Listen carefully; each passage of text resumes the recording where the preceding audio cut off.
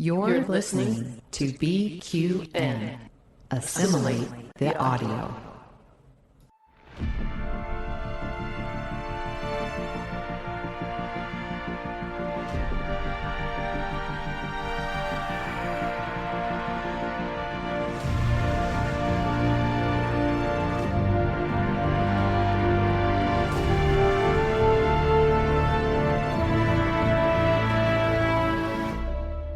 Good morning, I'm Chrissie De Clerck-Szilagyi.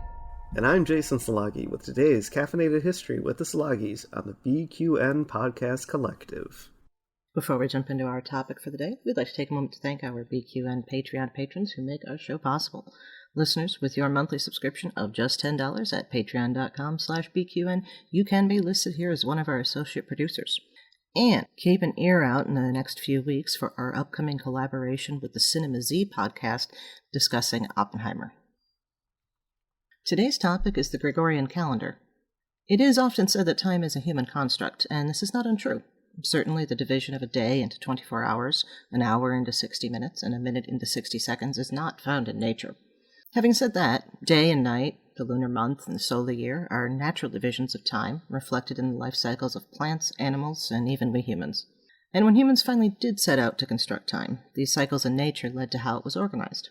Lunar calendars based on the phases of the moon, solar calendars based on the orbit of the Earth around the sun and the seasons, and the lunar-solar calendars, which try to reconcile the two. In the modern world, there are 6 calendars in wide use: 2 solar, the Julian and the Gregorian, 1 lunar, the Islamic, and 3 lunisolar, the Jewish, Chinese, and the state calendar of India. Because it was the one used by Europeans as they colonized across the globe, the Gregorian calendar is now used worldwide as the civil calendar, though many other calendars stand alongside it for cultural and religious purposes. The Gregorian calendar is a variation of the Julian calendar, which is based on the calendar of the Roman Republic. In early regal Rome, a lunar calendar was followed. It had 10 months of 30 or 31 days and was broken into 8-day weeks. This created a 304-day year that began on the 1st of March and ended on the last day of December, the 10th month. This is why the numeric root words of the months don't match up with their modern position on the calendar. The winter was sort of a non-time, with a variable number of days while life was suspended until the return of spring, and they were told by the priests when March and the new year began. By the time of the institution of the Roman Republic in 510 BCE, though, winter had been split into January and February. Though the years still began on the 1st of March, it now ended on the last day of February. But because this did not match with the solar year, it required intercalendary days to be added on occasion. This was done irregularly. By the time Julius Caesar came to power, the calendar date was almost 100 days off from where it should be to accord with the season.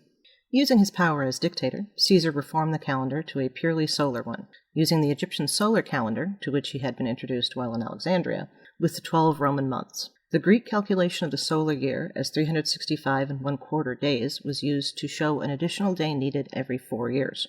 This created a consistency which could be easily applied, as opposed to the old intercalendary days added at the whim of the priests.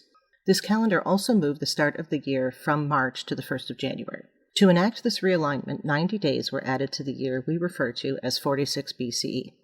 The new system of dating began on the calends of January, in the 4th year of the dictatorship of Gaius Julius Caesar, 708 years since the founding of Rome by Romulus, and 465 years since the Republic had been established, or, as we know it, the 1st of January, 45 BCE. Rome's authority over the Mediterranean, and most of what would come to be called Europe, combined with the Romanization of Christianity and its success in this geographic area, meant that the Julian calendar was the standard in the Western world for the next 15 centuries. There was a problem, however. The Julian calendar did not quite match the solar year. It was closer than earlier calendars had been, but by the 16th century it had drifted about 10 days. This was seen by the shift of the spring equinox away from its calendar date of 21st March. By the time Pope Gregory XIII made the change in 1582, the spring equinox was on the 11th of March. Why, one might ask, was it the Pope who forced this change, rather than a secular ruler? The reason for that is Easter. Unlike many other holidays that always happen on the same day, Easter is a movable feast. It can fall anywhere between the 22nd of March and the 25th of April. The date is calculated as the first Sunday after the first full moon after the spring equinox. So, if the date of the equinox is incorrect, Easter cannot be correctly calculated and celebrated.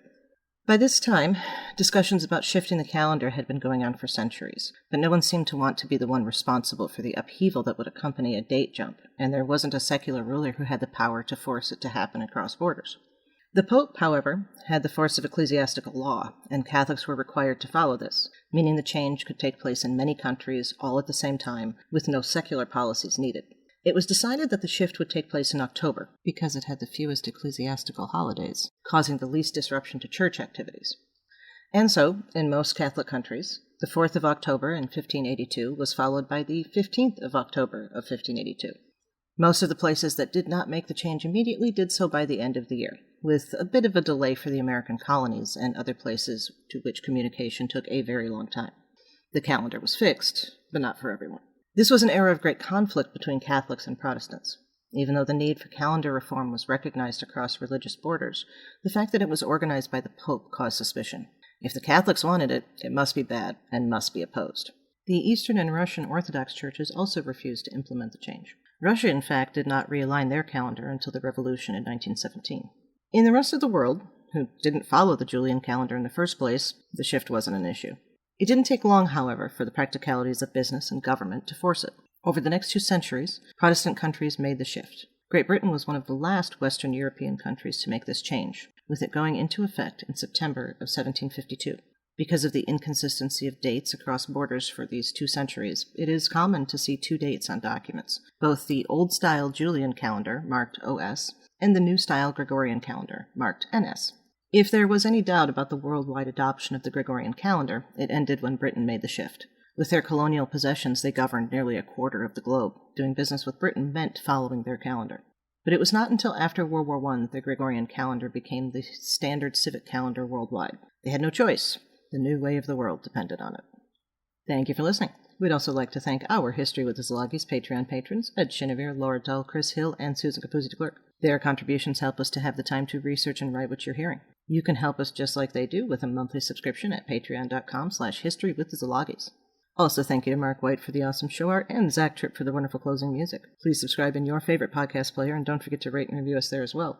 And while you're at it, check out the rest of the great shows on the BQN Collective. We'd love to hear what you think. If you'd like to reach out, you can find our network on Twitter at BQN Podcasts, and this podcast in particular at History Szilagyi. You can also talk about any and all of the BQN podcasts in our Facebook group, the BQN Collective. And last but not least, you can find me on the website formerly known as Twitter at the Goddess Livia. That's TheGoddessLivia. And me at Jason Dark Elf. We'd love to hear topic suggestions. What would you like to learn on Caffeinated History?